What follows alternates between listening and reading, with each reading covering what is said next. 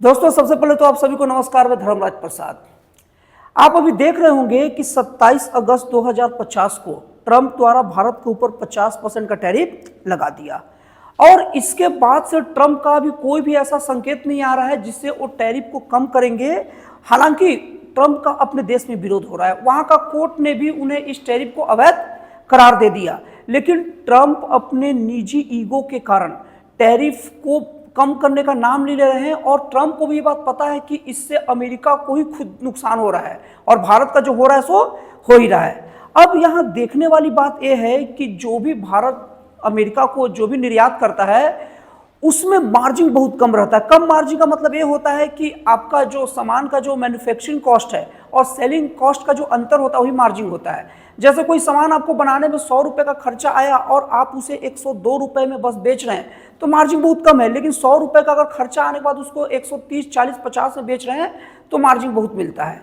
लेकिन होता क्या है कि अमेरिका का जो बाजार है, अगर यहाँ जो अमेरिका को भेजा जाता है वो बाजार में बहुत अच्छी क्वालिटी के सामानों का प्रयोग किया जाता है और अमेरिका के जो नागरिक है और अमेरिकी कंपनियां हैं जो उसका सामान का उपयोग से कोई और चीज़ बनाते हैं तो ये अच्छी क्वालिटी के कारण ही भारत का सामान खरीदती है।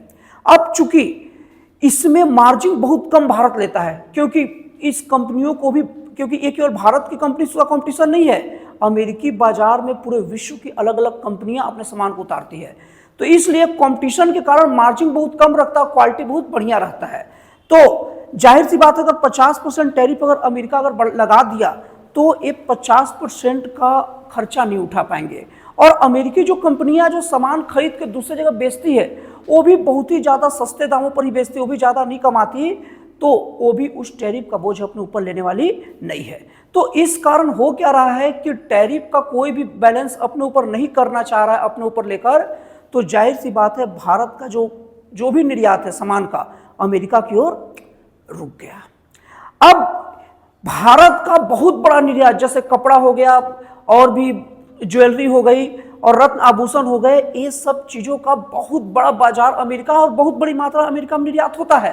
तो अब अमेरिका में जब निर्यात नहीं हो रहा है टैरिफ के कारण तो ये सब के सब सामान भारत में रुक गए। अब चूंकि इनको उन्हें बनाने में बहुत ही ज़्यादा खर्चा हुआ है और वो कॉस्ट भारत के बाजार उन्हें नहीं दे सकते, तो अब हमारे आपके दिमाग में ये बात उठता होगा कि क्या अब भारत में ये सब चीज़ें सस्ती होगी, क्योंकि वो कंपनी का स्टॉक इन्वेंट्री बहुत ज़्यादा जमा है। दोस्तों एक वर्ड सीख लीजिए, इन्वेंट्री। इन्वेंट्री क्या होता है? कोई भी कंपनी का ऐसा स्टॉक जो भविष्य में बेचे जाने के लिए रखा हुआ है उसी को इन्वेंट्री बोलते हैं। तो कोई भी कंपनी का जो इन्वेंट्री है अब वो उतने दिन तक रखा है और कहीं और सप्लाई हो नहीं रहा और कंपनी सप्लाई के लिए बेचा है, मतलब उस सामान को बनाया सॉरी, तो अब जाहिर सी बात है वो कंपनी उसका रेट गिराकर भारतीय बाजारों में ही बेचेगा। हमें सामान्य तौर पर ऐसा लगता है, लेकिन ये सुनने में बहुत आसान लगता है लेकिन ये बहुत पेचीदा मैटर है और आपको इस मैटर को समझना चाहिए। इसलिए थोड़ा गहराई से इस वीडियो को देखिए, फिर आप इस चीज़ को समझ पाएंगे। अब यहाँ पर भारत का जो, जैसे कि अगर वो कंपनी अपना रेट को गिराकर भारत में सामान बेचती है तो जाहिर सी बात है भारतीय जो सामान और वो सारी चीज़ भारत में बहुत सस्ते हो जाएंगे।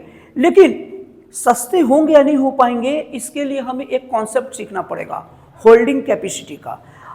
इसमें हमारे देश में या हर जगह दो प्रकार की कंपनियां होती है। एक वो होती है जिनकी होल्डिंग कैपेसिटी ज़्यादा होती है, एक होती है जिनकी होल्डिंग कैपेसिटी कम होती है। अब होल्डिंग कैपेसिटी क्या होता है? जैसे मान लीजिए कि एक मैं एग्जाम्पल दे रहा हूँ, करेक्ट वो कंपनी नहीं है।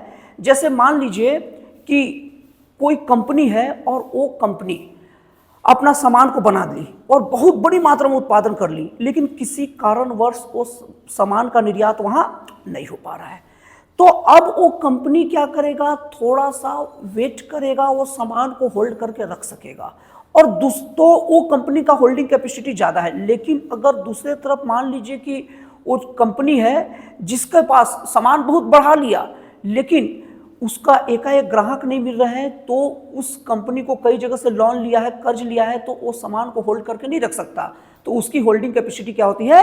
कम होती है। अब मैं आप लोग को एक पकड़ने का मतलब समझा रहा उदाहरण देखिए, कैसे आप जानो किस कंपनी की होल्डिंग कैपेसिटी कम है कि ज़्यादा है। जैसे कि बस उदाहरण ले रहा हूँ इसका, जैसे कि टाटा का कंपनी ले लीजिए या रिलायंस कंपनी ले लीजिए, इन सब कंपनियों का ना जो उत्पादन और प्रॉफिट है ना, उनके वर्करों को देने वाले पेमेंट से बहुत ही ज़्यादा कम होता है। जब किसी कंपनी का मुनाफा उसके वर्करों को पेमेंट करने के बाद बहुत बचता है, या मान लीजिए कि उनके वर्करों का पेमेंट उनके मुनाफे के सामने कुछ नहीं है, तो उस कंपनी का होल्डिंग कैपेसिटी ज़्यादा होगा। क्यों? क्योंकि कंपनी को रुकने के लिए एक ही चीज़ करना पड़ता है कि उनके जो, अगर मान लीजिए कंपनी एकाएक किसी का उत्पादन रोक दे, तो ऐसा नहीं कर सकता अपने वर्करों की जाओ अब जाना, अब 1 महीना बाद शुरू होगा तो 1 महीना बाद आना, मैं तुम लोग को बैठा कर पेमेंट क्या करूंगा, ऐसा कंपनी नहीं कर सकती। क्योंकि एक बार अगर उसके वर्कर भाग गए तो दो बात होती है, एक तो वो वर्कर के दिमाग में आ जाता है कि इस कंपनी में कोई भविष्य नहीं है, इसलिए दोबारा काम पर नहीं आएंगे, और दूसरी चीज एकाएक कंपनी को अब वर्कर ढूंढने पड़ेंगे तो उसको बहुत ज्यादा मुश्किल का सामना करना पड़ेगा। इसलिए कंपनियां कभी भी अपने वर्करों को नहीं भगाती, और ये तभी संभव है जब कंपनी का जो वर्करों को देने वाला जो पेमेंट है उसके मुनाफे के सामने बहुत कम हो, नगण्य हो। अब दूसरी कम होल्डिंग वाली कंपनी की खासियत क्या होती है कि वो उस कंपनी के जो फायदा होता है, जो भी मुनाफा होता है, उसमें बहुत बड़ा हिस्सा वर्करों को मिल जाता है। तो अगर वो कंपनी अगर होल्ड करके रखेगी कोई चीज को, तो जाहिर सी बात है होल्ड करके रखते वक्त, होल्ड जब करेगी कंपनी तो जाहिर सी बात उसका निर्माण तो करेगी नहीं। क्यों? क्योंकि ऑलरेडी पहले से कहीं माल नहीं, इन्वेंट्री नहीं बिका है, तो वो कंपनी को उत्पादन रोकना पड़ेगा। और जब वो कंपनी उत्पादन रोकेगी ना, तो उसके जो वर्कर को बैठा करना, खर्च देने में उसको मुश्किल होगा। क्यों? क्योंकि उसका मुनाफा का बहुत बड़ा हिस्सा उसके वर्करों का पेमेंट पे जाता है, तो उसका मुनाफा बच नहीं पाएगा। इसको कहते हैं कम होल्डिंग, मतलब लो होल्डिंग कैपेसिटी वाली कंपनी। तो हमारे देश में जो लो होल्डिंग कैपेसिटी वाली कंपनी, जिसका होल्डिंग कैपेसिटी बहुत कम है, वो कंपनी का जो सामान है ना, निश्चित तौर पर सस्ता होगा। अब आपको बता रहा हूं, भारत सरकार अभी जो अमेरिका का जो टैरिफ आया है उससे निपटने के लिए बहुत सारा अपना तैयारी कर रही है। क्योंकि आपको पता है भारत सरकार झुका नहीं है, भारत सरकार वैकल्पिक रास्ता ढूंढ रहा है। मतलब अमेरिका को जो सामान यहाँ के व्यापारियों द्वारा बेचा जाता है, तो वो और देशों का तलाश कर रहा है। क्योंकि अमेरिका का कब मन बदल जाए कोई भरोसा नहीं होता, तो वो ऐसा व्यापार नहीं करना चाह रहा कि डर डर के व्यापारी व्यापार करें। वो अन्य देशों की ओर मूव कर रहा है, और खास करके अभी अरब है, ईरान है और गल्फ कंट्री है, उनमें भी भारत के महंगे सामानों को खरीदने की कैपेसिटी है। लेकिन ये सारी प्रक्रियाओं में ना 3 से 4 महीना, 6 महीना, साल भर भी लग सकता है।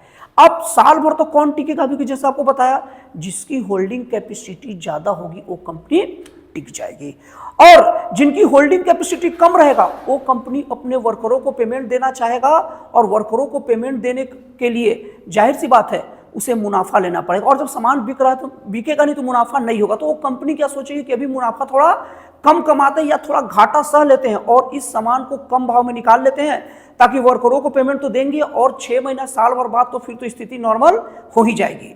तो इस वीडियो का फाइनल सार यही है, कंक्लूजन यही है कि वो कंपनियों के माल निश्चित तौर पर सस्ते होंगे जिन कंपनियों की होल्डिंग कैपेसिटी कम है, और उन कंपनियों के सामान बिल्कुल सस्ते नहीं होंगे जिनकी होल्डिंग कैपेसिटी बहुत ज्यादा है। तो दोस्तों, मुझे उम्मीद है मैं आपको समझा पाया हूँ कि अमेरिकी जो टैरिफ है, ट्रम्प टैरिफ है, जो 50% और आगे बढ़ते जाने को उम्मीद है, उससे भारत के कुछ सामान सस्ते होंगे और कुछ सामान बिल्कुल सस्ते नहीं होंगे।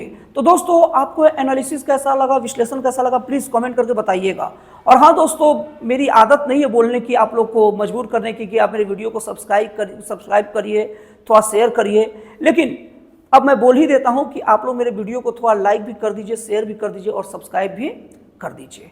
तो दोस्तों, फिर मिलते हैं अगले वीडियो में एक जन कल्याणकारी और एक राष्ट्रवाद से प्रेरित नए विचारों के साथ।